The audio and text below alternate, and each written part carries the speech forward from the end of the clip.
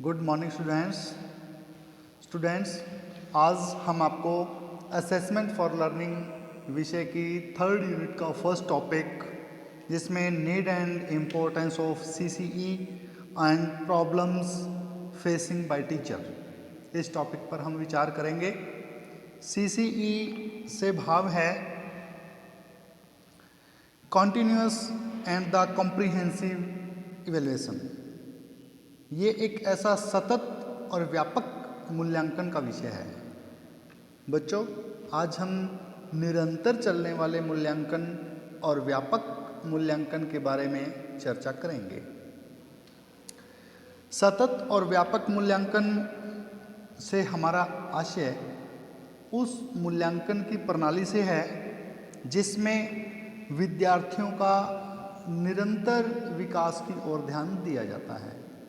विद्यार्थी किस दिशा में बढ़ रहे हैं, क्योंकि जो व्यापक मूल्यांकन होता है वो औपचारिक अनौपचारिक दोनों रूप से होता है, जबकि सतत मूल्यांकन में एक अध्यापक इस बात की निरंतर जांच करता रहता है कि विद्यार्थी किस पक्ष में अपना विकास कर रहे हैं, विद्यार्थी कितना शिक्षा के उद्देश्यों को प्राप्त कर रहे हैं।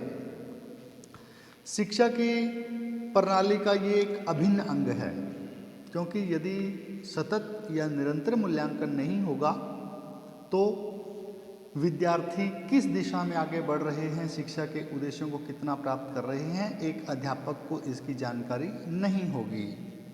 तो सतत और व्यापक मूल्यांकन विद्यार्थियों का अध्ययन और शिक्षकों की शिक्षण प्रणाली से को सीधा प्रभावित करता है कि अध्यापक की जो शिक्षा प्रणाली है, जो उसकी शिक्षण विधियों का चयन है, वो किस तरह का है और विद्यार्थी उससे कितना लाभान्वित हो रहे हैं। शिक्षा में सुधार लाने में सतत मूल्यांकन सहायक होता है। शिक्षकों को अपनी नई योजनाओं बनाने में सहायक होता है। सतत और व्यापक मूल्यांकन द्वारा ऐसे प्रमाण एकत्र किए जाते हैं जिनमें यह प्रमाणित हो सके कि विद्यार्थियों का विकास उचित शिक्षा या उचित दिशा में कितना हो रहा है, किस दिशा में हो रहा है। इसलिए मूल्यांकन प्रणाली को दोष मुक्त बनाने और विश्वसनीय बनाने के लिए सतत मूल्यांकन का होना जरूरी है, आवश्यक है। इस योजना में सतत शब्द का यदि हम अर्थ देखते हैं तो आंकलन की नियमित रूप से आंकलन करना, इसमें अधिगम की कमियों को दूर करना, उनका निदान करना, सुधारात्मक उपाय अपनाना, पुनः परीक्षण करना और शिक्षकों और विद्यार्थियों को स्व मूल्यांकन के लिए प्रेरित करना, उनमें प्रतिस्पर्धाओं के आधार पर फीडबैक प्राप्त करना, ये सतत मूल्यांकन के कार्य हैं। अब हम यदि व्यापक मूल्यांकन के अर्थ की ओर जाते हैं तो यह योजना विद्यार्थियों की समृद्धि और विकास के शैक्षिक और सहशैक्षिक दोनों पहलुओं में समाहित करने का प्रयास करती है। हालांकि दोनों क्षेत्रों के अंतर्गत सीखने के परिणामों की सूची को पूरी तरह से निर्धारित किया जाता है। पूरी तरह से निर्धारित करने के बाद ही उनकी योग्यताओं, उनकी अभिवृत्तियों, उनकी रुचियों, उनकी इच्छाओं को लिखित शब्दों से भिन्न रूप में प्रकट किया जाता है। क्योंकि जो एक व्यापक मूल्यांकन की हम बात करते हैं उसमें विद्यार्थी के जीवन से संबंधित सभी पहलुओं का मूल्यांकन किया जाता है। व्यापक मूल्यांकन के अंतर्गत एक विद्यार्थी की संपूर्ण दैनिक जीवन में घटित होने वाली घटनाओं से जितना वो अपना प्रदर्शन करता है, जितना विद्यार्थी अपने आप को प्रस्तुत करता है, उन सभी गतिविधियों को व्यापक मूल्यांकन के अंतर्गत रखा जाता है। और सतत मूल्यांकन वो मूल्यांकन है जिसमें विद्यार्थियों का लगातार कॉन्टिन्यूसली मूल्यांकन करने के बाद ये निर्णय लिया जाता है कि विद्यार्थी में किस प्रकार से लक्ष्य दिख रहे हैं, किन उद्देश्यों की प्राप्ति विद्यार्थी कर रहा है। तो जो व्यापक शब्द है उससे हमारा अभिप्राय विभिन्न प्रकार के साधनों और टेक्निकों का उपयोग करते हुए शिक्षा प्राप्ति के क्षेत्र में विद्यार्थियों के विकास के तथ्यों का आंकलन करना, जैसे जिसमें ज्ञान, बोध, अनुप्रयोग, जिसमें संश्लेषण, विश्लेषण आदि का कार्य किया जाता है, उसके बाद ही मूल्यांकन का स्टेप आगे आता है। तो विद्यार्थियों, सतत मूल्यांकन वो मूल्यांकन है जो विद्यार्थियों का प्रतिदिन, प्रति क्षण, प्रति पीरियड हर रोज़ किया जाता है। चाहे वो अंत में सतत मूल्यांकन के अंतर्गत हम यूटी को भी ले लेते हैं, यूनिट टेस्ट भी जो बच्चों के होते हैं, क्योंकि वो भी अंतिम परिणाम के लिए हमारे लिए सहायक बनते हैं। और जो बच्चों का व्यापक मूल्यांकन होता है, व्यापक मूल्यांकन के अंतर्गत किसी भी विद्यार्थी के संपूर्ण व्यक्तित्व की जानकारी लेकर ही किया जाता है। उसके संपूर्ण दिनचर्या, उसके खेल, उसकी चित्रकारी, उसकी और क्रिएटिविटी जितनी भी बच्चे में होती है, वो सब व्यापक मूल्यांकन के अंतर्गत आती है। तो बच्चों, हम अब सतत और व्यापक मूल्यांकन के उद्देश्यों पर चर्चा करेंगे। सतत और मूल्यांकन के उद्देश्य: विद्यार्थियों को की नियमित और बहुमुखी जांच करना, विषय और पाठ्यक्रम के आधारित सामूहिक कार्य करवाना, शैक्षिक और सह शैक्षिक क्षेत्रों का मूल्यांकन करना, विद्यार्थियों में अच्छी आदतों के लिए सकारात्मक दृष्टिकोण को बढ़ावा देना, विद्यार्थियों की प्रगति के विषय में उनके माता पिता के साथ सूचनाओं का आदान प्रदान करना और उनसे सहयोग प्राप्त करना।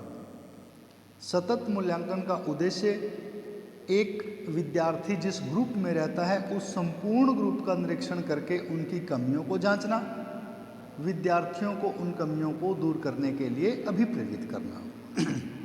यह बच्चों सतत और व्यापक मूल्यांकन के उद्देश्य। अब हम सतत और व्यापक मूल्यांकन के विशेषताओं के बारे में बात करेंगे। सतत और व्यापक मूल्यांकन की निरंतरता, साअवधि और व्यापकता से संबंधित है। इसके अंतर्गत शिक्षा का आरंभ विद्यार्थियों का आंकलन, उद्देश्य उनकी प्रगति का नियमित रूप से ज्ञान प्राप्त करना है, या जितना भी विद्यार्थियों ने कार्य किया है उन कार्यों का निष्पादन करना और उनका निदान करना। जो भी विद्यार्थियों में यूनिट अवधि में जितना भी कार्य समाप्त किया है उन सब का भी योगात्मक मूल्यांकन करना। दूसरा है विद्यार्थियों में सतत और व्यापक मूल्यांकन के आधार पर व्यक्तित्व के सर्वांगीण विकास का आंकलन करना। जितने भी विद्यार्थियों में शैक्षिक पहलुओं से पाठ्यक्रम हैं, उस क्षेत्र में जितने भी पाठ्यक्रम शामिल होते हैं, जबकि जो सह शैक्षिक पहलू हैं उनमें जीवन कौशल और जो सह पाठ्यचर्या हैं उसमें अभिवृत्ति और मूल्य शामिल होते हैं। शैक्षिक क्षेत्रों में आंकलन, निरंतरता, नियमितकालीन रूप से मूल्यांकन का बहुमुखी तकनीकों के उपयोग करके औपचारिक और अनौपचारिक रूप से प्रयोग करना। निदानात्मक मूल्यांकन, जिसमें यूनिट जो टेस्ट हैं उनकी समाप्ति होने पर ही किया जाता है। कुछ यूनिटों के दौरान ही कार्य, निदान और कारणों का पता लगाकर निदानात्मक परीक्षण किया जाता है। जो सह शैक्षिक क्षेत्रों के आंकलन में निर्धारित मापदंडों के आधार पर बहुविध या बहुमुखी टेक्निक्स का उपयोग करते हुए किया जाता है। जीवन कौशलों का आंकलन के सूचकों और जांच सूचियों के आधार पर किया जाता है। तो एक निरंतर रूप से चलने वाला जो कार्य है वो निरंतर मूल्यांकन ही है। वैसे तो जीवन के हर क्षेत्र में, हर पहलू पर निरंतर हर किसी का मूल्यांकन, किसी भी क्षेत्र में आप जाके देखिए, वहाँ पे निरंतर ऑब्जर्वेशन उसकी होती रहती है, निरंतर उसकी परीक्षाएं होती रहती हैं। हर क्षण परीक्षाओं का क्षण होता है। लेकिन एक अध्यापक सतत और व्यापक मूल्यांकन के अंतर्गत विद्यार्थी किस क्षेत्र में आगे बढ़ रहे हैं, इसकी जानकारी सतत और व्यापक मूल्यांकन के आधार पर ही प्राप्त करता है। सतत और व्यापक मूल्यांकन की आवश्यकता और महत्व के बारे में अब हम चर्चा करेंगे। Need and importance of CCE। सतत और व्यापक मूल्यांकन की आवश्यकता हमारे जीवन में निम्न प्रकार से है, जिसमें यह शिक्षक को अपनी कार्य प्रणाली, कार्य नीति का नियोजन करने में सहायता करता है। सतत मूल्यांकन शैक्षिक कमियों को दूर करने का कार्य करता है।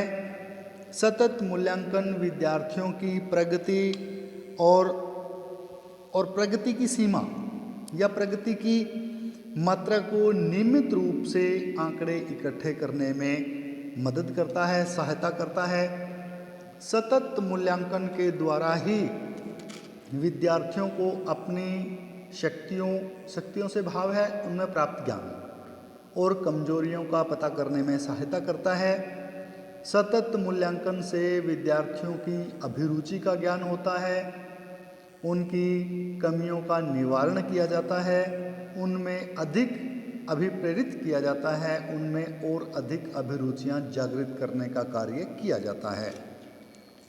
सतत और व्यापक मूल्यांकन से विद्यार्थियों की अभिरुचि के क्षेत्रों के बारे में ज्ञान होता है कि विद्यार्थी किस फील्ड में अपना ज़्यादा इंटरेस्ट दिखाते हैं, किस फील्ड में वो अधिक अपनी योग्यता ग्रहण करते हैं।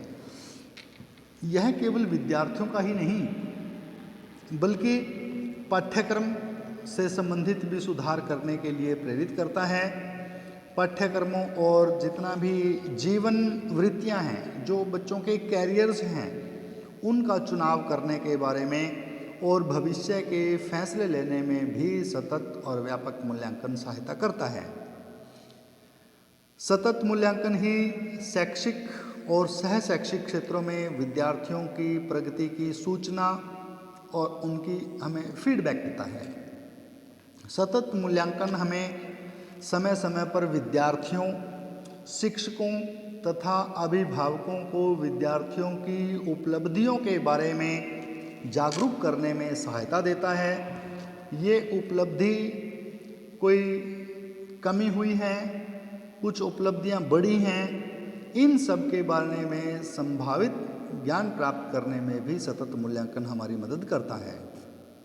बहुत बार ऐसा होता है कि कुछ व्यक्तिगत कारणों से, कुछ पारिवारिक कारणों से, कुछ सामाजिक कारणों से, कुछ सामाजिक समस्याओं के कारण जो विद्यार्थी समायोजन नहीं कर पाते या समायोजन की समस्या के कारण विद्यार्थियों को अध्ययन से उपेक्षा करना शुरू कर देते हैं, यदि उनकी तरफ ध्यान नहीं दिया गया तो विद्यार्थी उस कार्य से और अधिक उपेक्षित होते रहेंगे।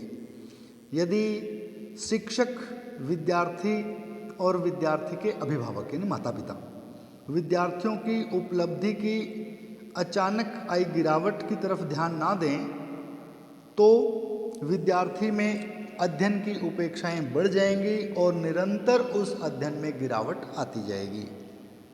सतत और व्यापक मूल्यांकन का मुख्य उद्देश्य विद्यार्थियों के निरंतर विकास और उनसे प्राप्त जो बौद्धिक विकास है, बौद्धिकता है, भावनाएं हैं, शारीरिकता है, सांस्कृतिकता है और सामाजिक विकास को भी सुनिश्चित करता है।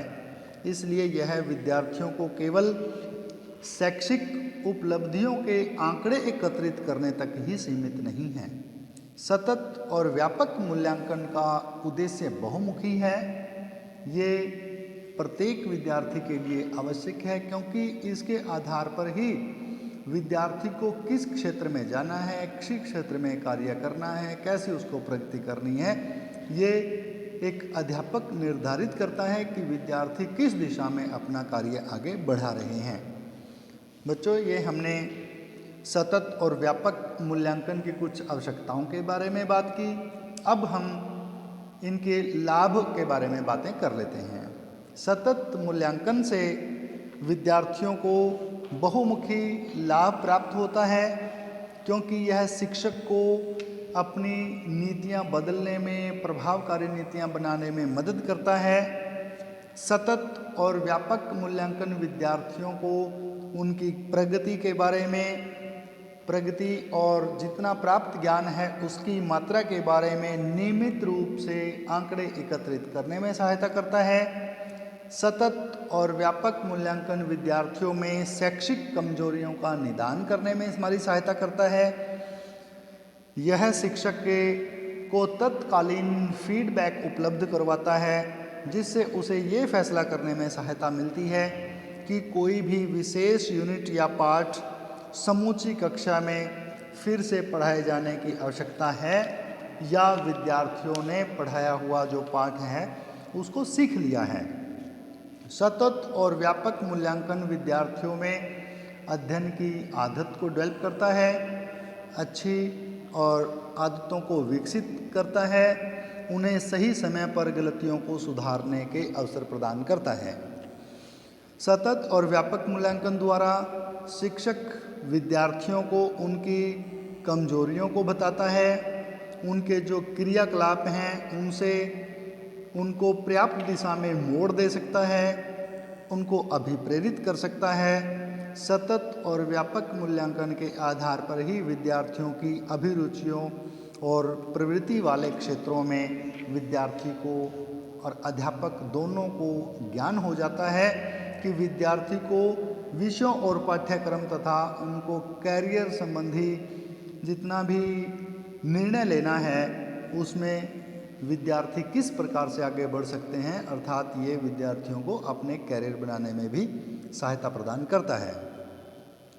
यह शैक्षिक और सह शैक्षिक दोनों क्षेत्रों में विद्यार्थी की प्रगति के बारे में फीडबैक प्रदान करवाता है, जिससे विद्यार्थियों को भावी सफलता के बारे में पूर्वानुमान लगाया जा सकता है। विद्यार्थियों को किस क्षेत्र में बढ़ना है, किस क्षेत्र में आगे जाना है, इन सब की जानकारी भी सतत मूल्यांकन के आधार पर ही हो जाती है। तो बच्चों, सतत मूल्यांकन और व्यापक मूल्यांकन के बारे में आज हमने पढ़ा। निरंतर मूल्यांकन, सतत मूल्यांकन, कॉन्टिन्यूसली से हमें विद्यार्थी में ये जानने को मिलता है कि विद्यार्थी किस दिशा में आगे है, किस क्षेत्र में पीछे है। क्योंकि यदि विद्यार्थी का मूल्यांकन बिल्कुल एक वर्ष के अंत में होगा तो उस समय कोई भी गुंजाइश नहीं रहती कि विद्यार्थियों में किसी प्रकार का सुधार किया जा सके, क्योंकि पीछे पूरा साल जा चुका होता है। जब विद्यार्थियों के यूनिट टेस्ट होते हैं, उन टेस्ट में चाहे वो मंथली हैं, चाहे वो वीकली हैं, चाहे वो डेली हैं, टेस्ट किसी भी तरीके का है, उस मूल्यांकन से ये जानकारी मिल जाती है एक अध्यापक को कि विद्यार्थी कितना किस क्षेत्र में आगे बढ़ रहा है, प्रगति कर रहा है, या किस क्षेत्र में विद्यार्थी कितना पीछे है। व्यापक मूल्यांकन से भाव उनमें सह शैक्षिक मूल्यांकन से अधिक होता है। सह शैक्षिक मूल्यांकन से भाव अदर एक्टिविटीज़ विद्यार्थी की क्या हैं। कहीं विद्यार्थी किसी गलत संगत में नहीं है, कोई विद्यार्थी गलत कार्य में प्रवृत्त नहीं है, कोई विद्यार्थी किस प्रकार के कार्य कर रहा है, कोई विद्यार्थी अपनी पढ़ाई की तरफ ध्यान दे रहा है, कोई विद्यार्थी अपने कार्यों को सच्ची लगन से कर रहा है, नहीं कर रहा है, या उनमें विषयों के प्रति अभिरुचि कितनी है, उनमें वो कितने अभिप्रेरित हैं, कितने विद्यार्थी बढ़ रहे हैं, कितने विद्यार्थी पीछे आ रहे हैं। तो बच्चों, आज हमने सतत मूल्यांकन और व्यापक मूल्यांकन के बारे में चर्चा की। कल हम किसी और टॉपिक पर विचार करेंगे। आज के लिए इतना ही। धन्यवाद। Thank you all.